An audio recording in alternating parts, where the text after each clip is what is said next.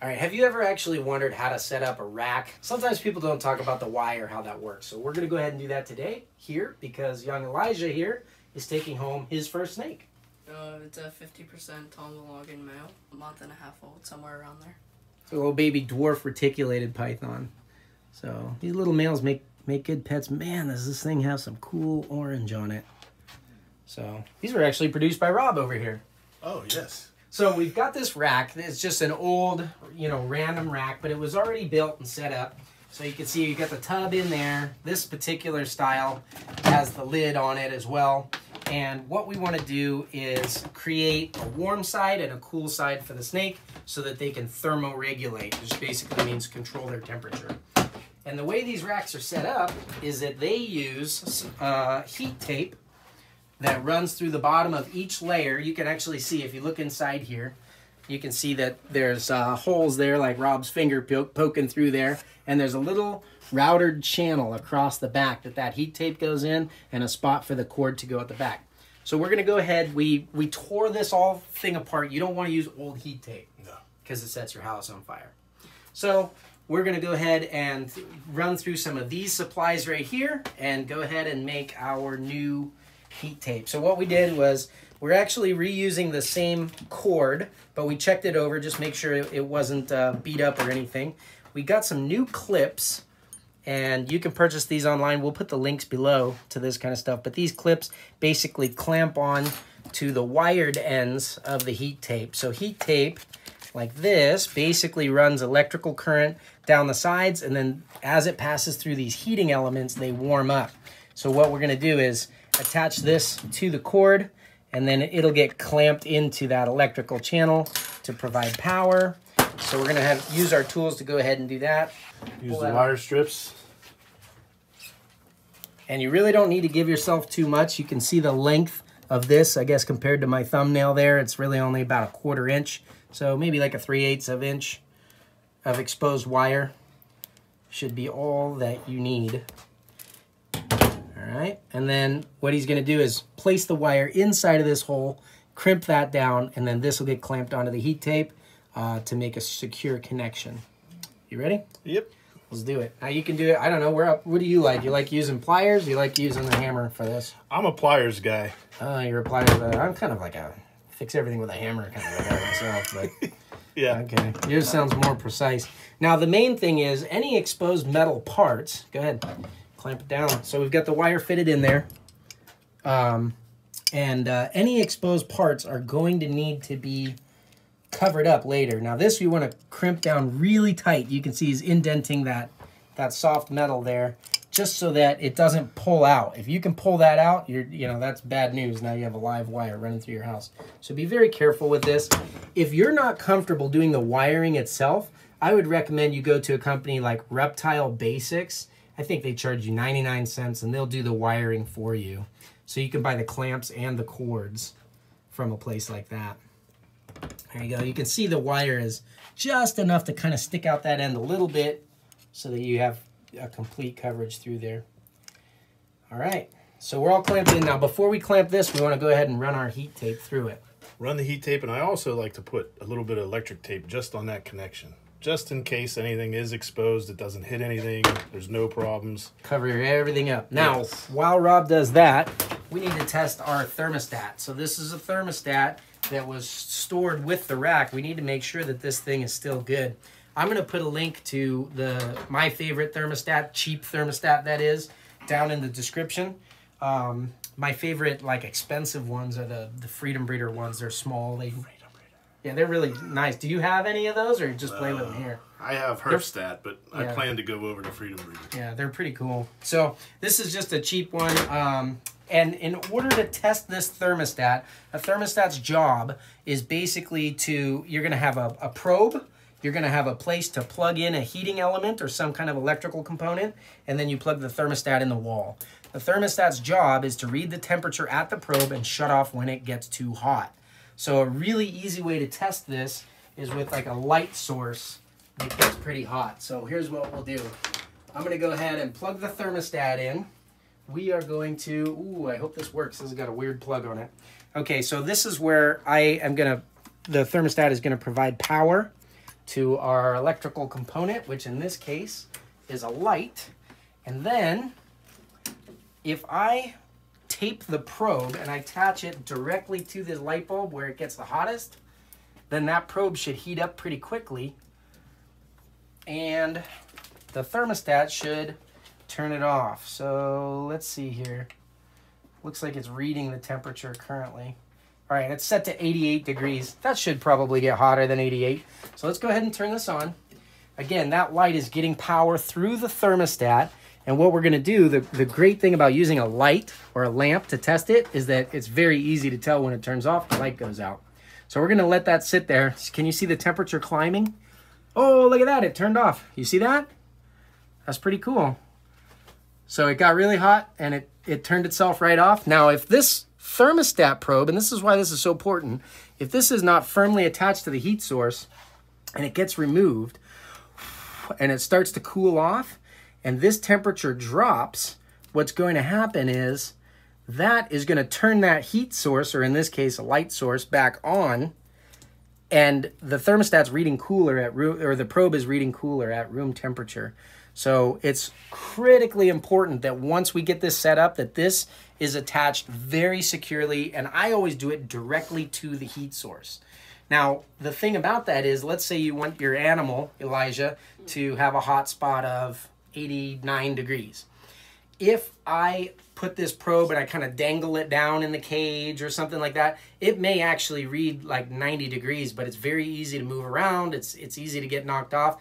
Personally, I prefer, and I don't know how you set it up, but for safety, I'm going to tell you guys to do it this way.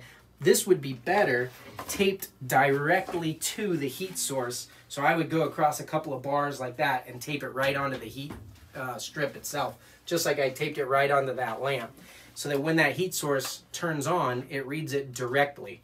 Now, the thing about that is that heat is going to slowly radiate up into the cage. And so if you want your cage itself to be at 88 or 89 degrees, you may not be setting the thermostat to that. You might have to set the thermostat, which is only reading this. It's not reading where your snake likes to sit. This might have to get up to 110, 120. It doesn't really matter.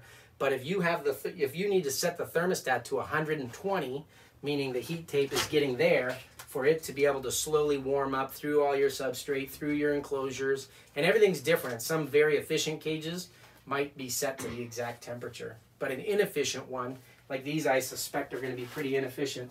If you look at this tub, it doesn't have a flat bottom. See how it's got that lip there? So some parts where the snake sits are going to have contact with the heat, some are not. So how do you know how hot it's actually getting? What you're going to do is use a point and shoot thermometer gun. This is what matters, not this. You're going to keep turning that thing up, the thermostat, to wherever you need to, so that when you pull that tub out and you shoot it, oh, look, our light's back on, thermostat works, that's good. So if that probe, for example, was taped to this light, that bulb might get really hot. But if my hand is over here, my hand's not as hot as the bulb. So the bulb might need to be 120 to get my hand to be 80 degrees. So check the temperature with this, set the thermostat to whatever temperature it needs to be at.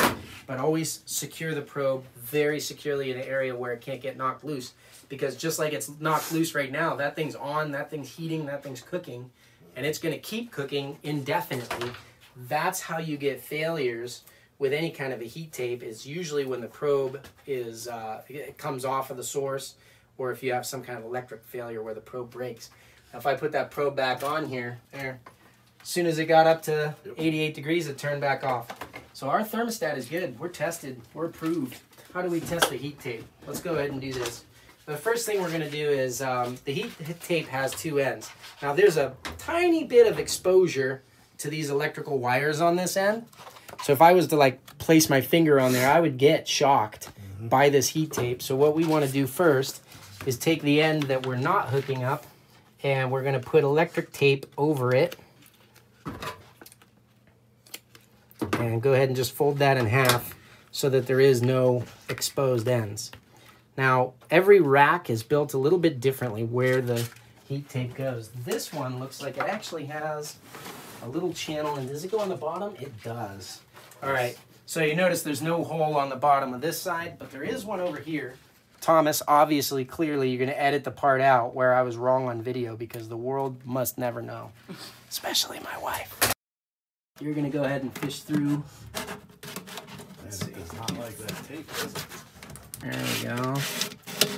Bring it through. There we go.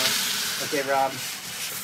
The more you have on the inside, the more areas there are to kind of like mess up.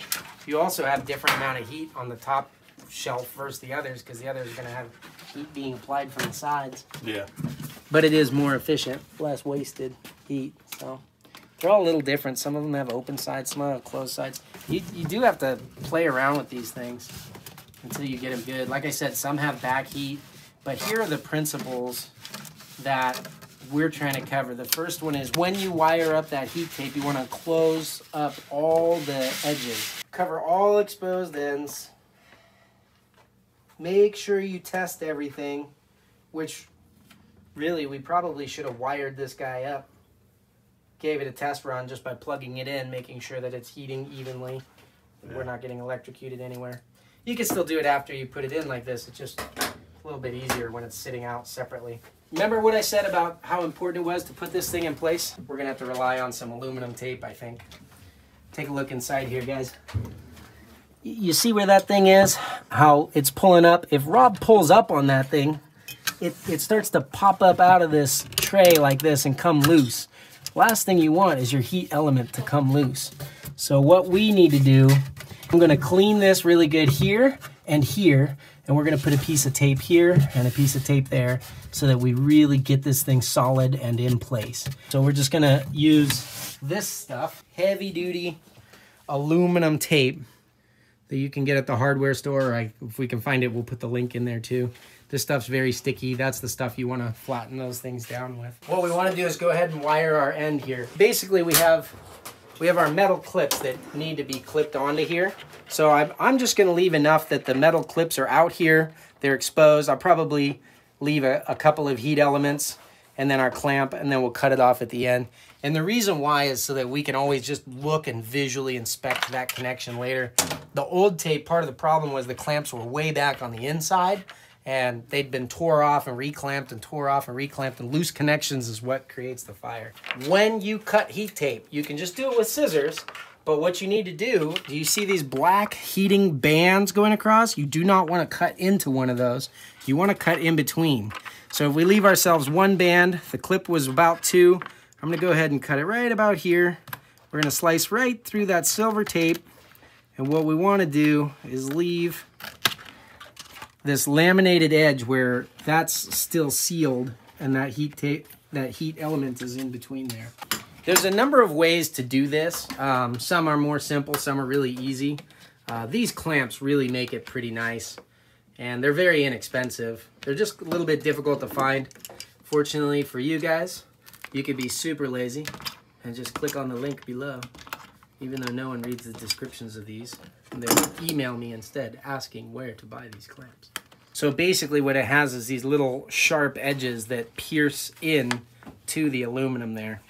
Now we're going to go ahead and cover it. There's all kinds of great insulating tape options. The bigger and thicker, the better. They make some good, thick, big rubber insulation. And you want to just completely cover any metal edges. Any metal edges. See how I have it on the back? I'm way past it. I'm sealing it here, sealing it there, flipping it over, and coming all the way across that like that. And then I'll put another one on the top of it there. So now that we have our heat tape wired up and installed, we know that our thermostat works.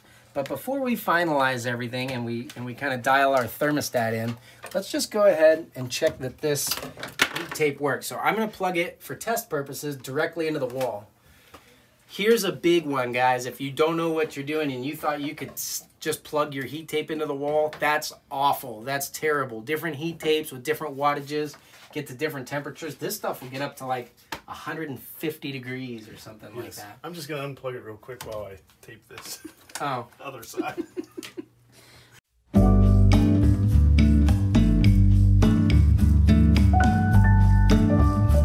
All right.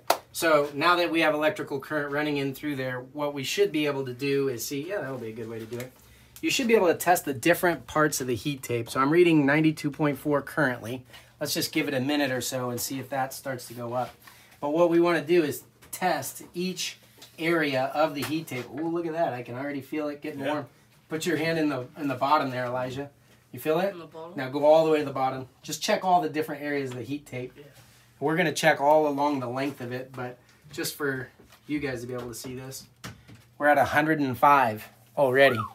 See how quick that happens? So again, you do not want to be 101.6. You don't want to plug this 102.9. It's just running and running and running. The thermostat would, yeah. 104.1. So it's cranking. What I would do is go online and look up the programming instructions for whichever one. So you're going to go ahead and look this thing up. But the proper way to set this up now is to plug the heat tape into... You're backwards. All the time. Polarized. There we go. So you're plugging the heat tape into the thermostat. So the thermostat selectively gives it power as needed. The probe tells it when to do that. We're going to take some aluminum tape and attach it securely to the heat tape right across a couple of elements like this. Make sure that that doesn't actually ever fall loose. So what we're going to do is just put it right in the middle, and Rob's going to put some aluminum tape over it to securely affix it. You want to make sure that it doesn't go somewhere that as the tub is pushing in that it's going to knock that thing loose. So our particular little rack here has kind of a plastic bridge over the top to hold the heat tape down. We're going to tuck this thing under the bridge directly to the heat tape.